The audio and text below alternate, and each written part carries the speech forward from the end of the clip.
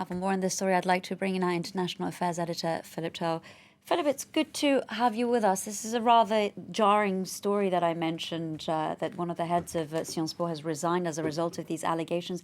It's a multifaceted story. Can you talk us through some of the main takeaways from this case to familiarize our viewers with it? Okay, well, this is the book. It is called La Familia Grande. It was published at the beginning of January by Camille Kouchner, who is the daughter of the former French Foreign Minister Bernard Kouchner, who created Doctors Without Borders, who is a very well-known figure around the world. She has a twin brother, whom in the book she calls Victor. That's not his real name, but she's out to protect him.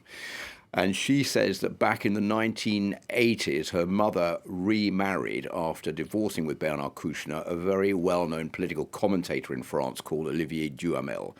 And she says that between 1988 and about 1990, Olivier Duhamel had sexual relations with her brother when he was only 13 years old. And for many years, the brother did not want to say anything about this because he wanted to protect his sister and protect his family.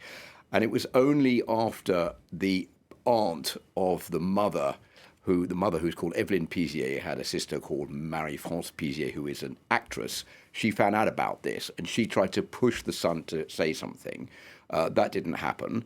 And this has been dragging on for a very long time. So this book has come out just in January and has spilled the beans on this whole affair.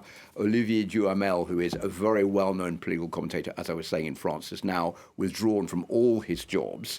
And there has been an inquiry opened by the French judicial system into exactly what went wrong. Now, this case is unfortunately too old for charges to be pressed against Olivier Duhamel because it took place over 30 years ago.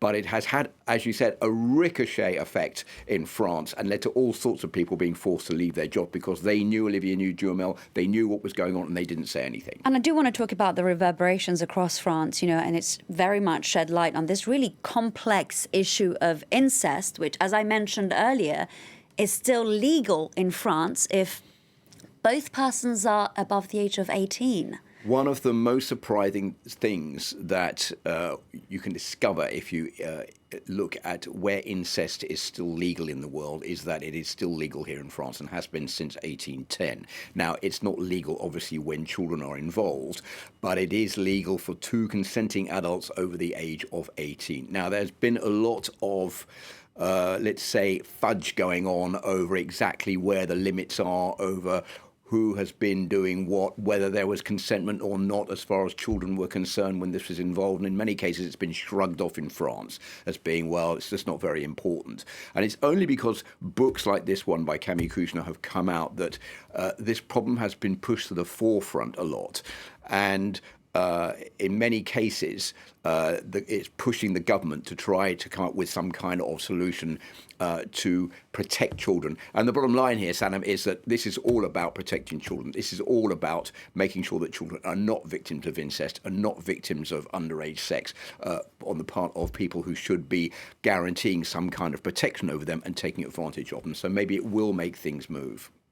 I think it certainly remains to be seen whether the French government will take legal steps as a result of this backlash. Philip Turle, thank you so much for talking us through that story.